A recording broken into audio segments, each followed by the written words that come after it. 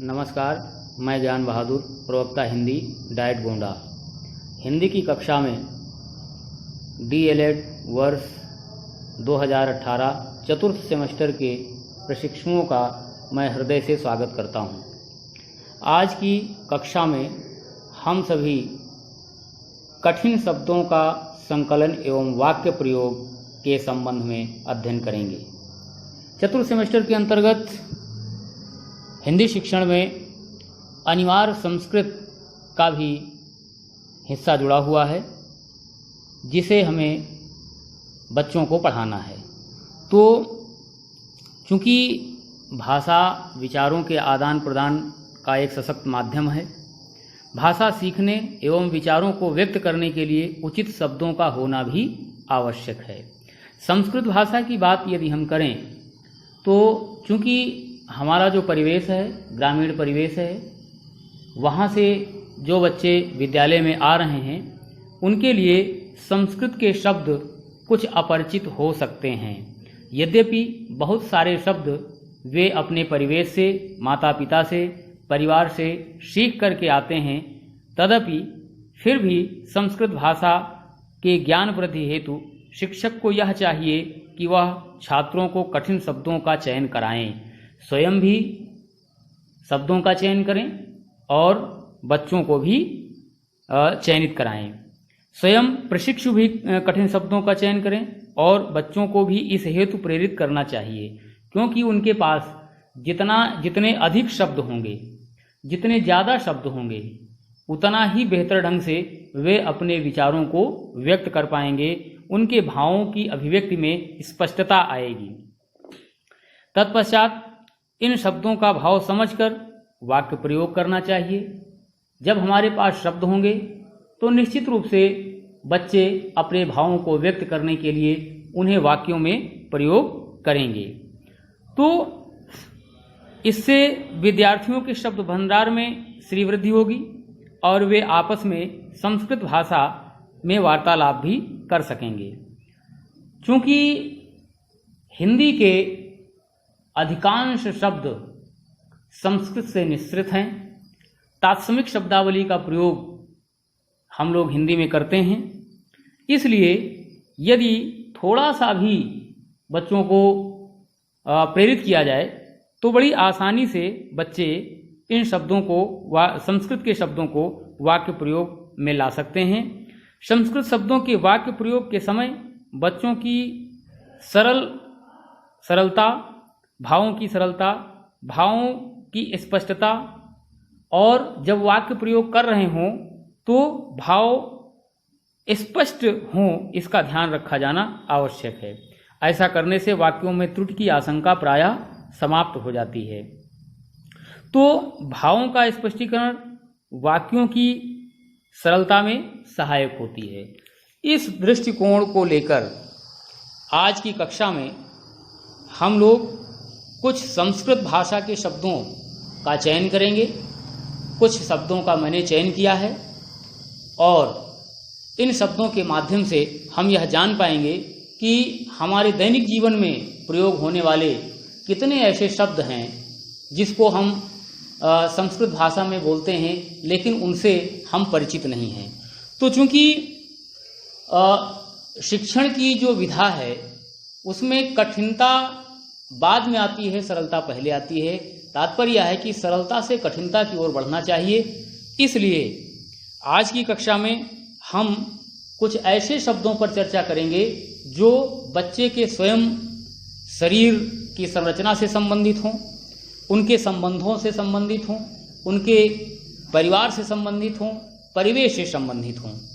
तो सबसे पहले आइए हम लोग समझते हैं, बच्चों को बेहतर ढंग से सिखाने के लिए हम उनके शरीर के अंगों को सबसे पहले संस्कृत भाषा में समझने का प्रयास करते हैं।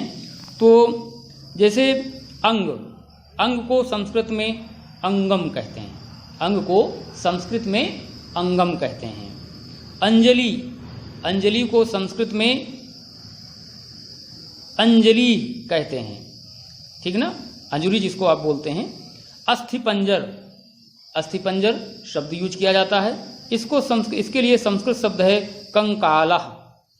इसी प्रकार से आँख के लिए नेत्रम, चक्षुः, लोचनम, नयनम, ये शब्द प्रयोग किए जाते हैं।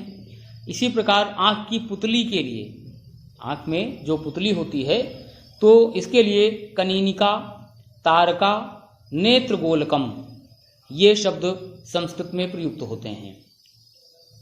अंगुली के लिए अंगुलिका, कर शाखा, अंगूठा के लिए अंगुष्ठः, ओठ के लिए ओष्ठः, कंधा के लिए स्कंधः, फिर से सुन लीजिए, कंधा के लिए स्कंधः, कनपटी के लिए, कनपटी जिसको हम आप समझते हैं, बच्चों से अगर कहेंगे तो बड़ी आसानी से वो समझ जाएंगे। कनपटी के लिए हनु, कलाई के लिए मणिबंधा शब्द का प्रयोग संस्कृत में होता है। कान के लिए कर्णा, खाल के लिए त्वच जिसको हम आप त्वचा कहते हैं। इसी प्रकार से खून के लिए रक्तम, रुधिरम, शोणितम, ये खून के लिए शब्द प्रयुक्त होते हैं।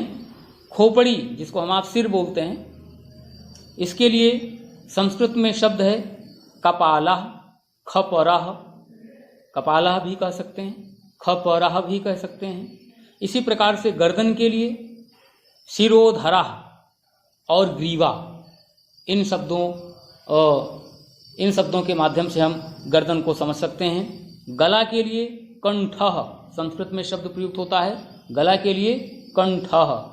गाल के लिए कपोलः, घुटना के लिए जानु। तो इस प्रकार से अगर हम बच्चों को उनके शरीर के अंगों के बारे में संस्कृत में बताना शुरू करें तो बच्चे धीरे धीरे अपने अंगों के माध्यम से संस्कृत शब्दों को सीखेंगे और उनके शब्द भंडार में श्री वृद्धि होगी।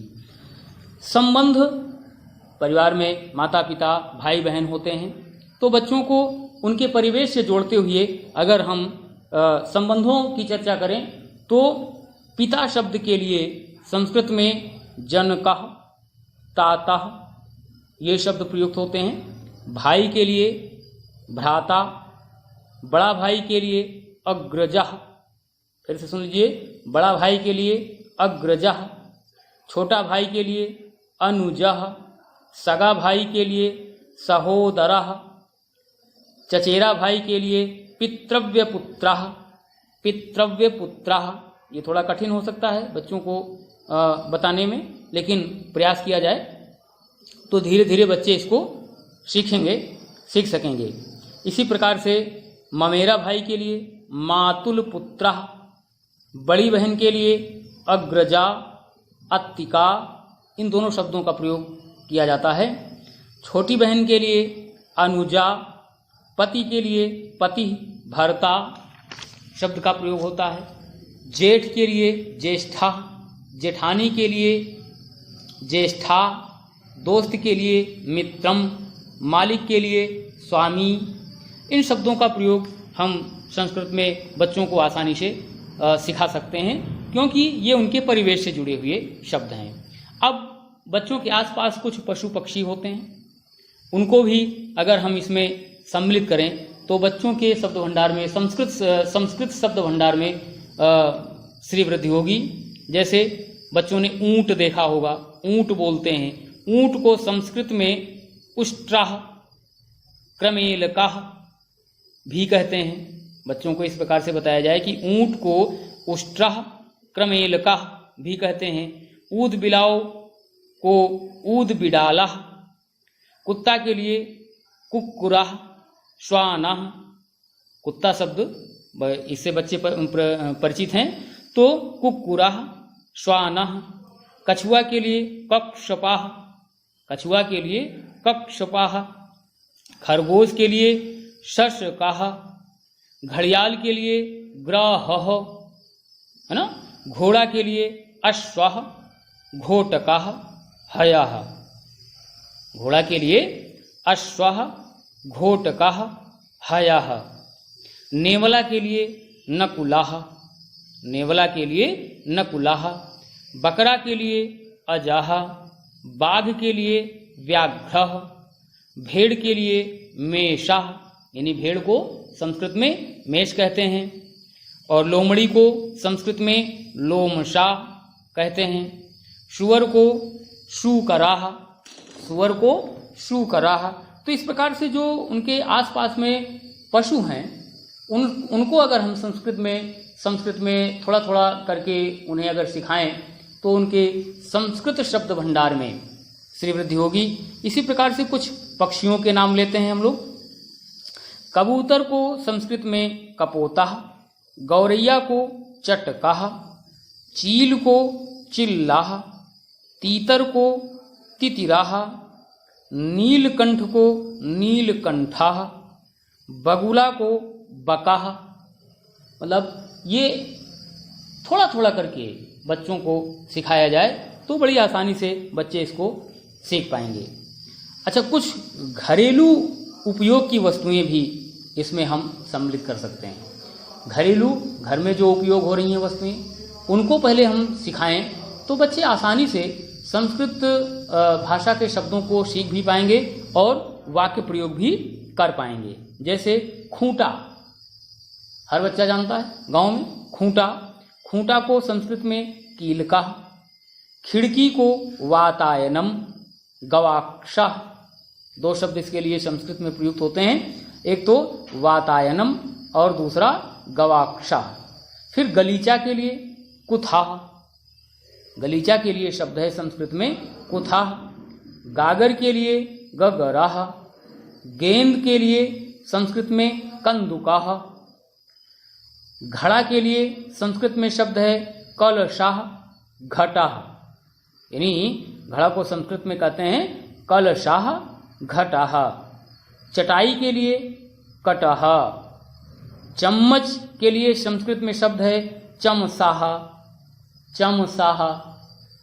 तो इससे इस तरह से अगर हम बच्चों को सिखाएं तो उनको आसानी भी होगी और रुचि भी लेंगे, क्योंकि वो इन वस्तुओं को जान रहे हैं। चाबी, ताला चाबी, चाबी के लिए संस्कृत में शब्द प्रयुक्त होता है कुंचिका, ठीक है। चिराग के लिए संस्कृत में चिराग को दीपका कहते हैं। चारपाई को संस्कृत में शय्या कहते हैं। छाता, छाता बरसात में लगाया जाता है, तो छाता के लिए संस्कृत में छत्रम। इस प्रकार से हम यदि बच्चों के आसपास, उनके इर्द गिर्द होने वाली वस्तुओं को अगर हम संस्कृत में शब्दबद्ध करें तो निश्चित रूप से बच्चे आसानी से संस्कृत शब्द भंडार में वृद्धि कर पाएंगे, और उनकी यह शब्द भंडार में वृद्धि उनके वाक्य प्रयोग में सहायक होगी, जिससे कि वो संस्कृत भाषा में अपने भावों की अभिव्यक्ति कर पाएंगे, अपने विचारों को प्रकट कर पाएंगे, स्पष्ट कर पाएंगे। अच्छा, वाक्य प्रयोग से संबंधित कुछ दो चार वाक्य देख लीजिए। जैसे कि अभितः, अभितः, अभितः का अर्थ है दोनों ओर। अभितः का अर्थ है दोनों ओर।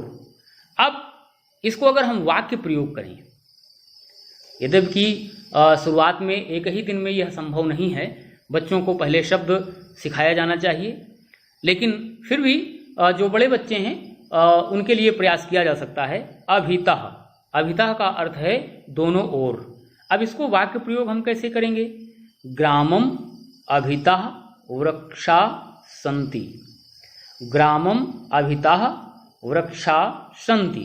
तात्पर्य, गांव के दोनों ओर वृक्ष हैं। परितः, चारों ओर। अभितः दोनों ओर, परितः चारों ओर। ग्रामम परितः कूपः सन्ति, गांव के चारों ओर कुएं हैं। ग्रामम परितः कूपा सन्ति, परितः चारों ओर। इसी प्रकार से अहर्निशम, दिन रात। अहर्निशम का अर्थ है दिन रात। वाक्य प्रयोग कैसे करेंगे? रामः अहर्निशम पठति, राम दिन रात पढ़ता है। इसी प्रकार से इतस्ततः, इतस्ततः इधर उधर, इसको वाक्य प्रयोग कैसे करेंगे? महेशः इतस्ततः भ्रमति। महेशः इतस्ततः भ्रमति। महेश इधर उधर घूमता है। तो कहने का तात्पर्य है कि पहले बच्चों के शब्द भंडार में हम वृद्धि करें। जब बच्चे शब्दों को सीख जाएंगे तो अपने भावों को व्यक्त करने के लिए वो प्रयास करेंगे और धीरे धीरे छोटे छोटे छोटे छोटे वाक्य बना करके, शब्दों का प्रयोग करके छोटे छोटे वाक्यों को बनाना उन्हें सिखाएं तो आसानी से वे सीख सकते हैं। तो आज की कक्षा में सिर्फ इतना ही। इस प्रकरण से संबंधित आपके मन में जो भी जिज्ञासा हो व्हाट्सएप पर या हमारे पर्सनल नंबर पर लिखकर या फ़ोन करके अपनी जिज्ञासा को शांत कर सकते हैं। धन्यवाद। जय हिंद, जय भारत। नमस्कार।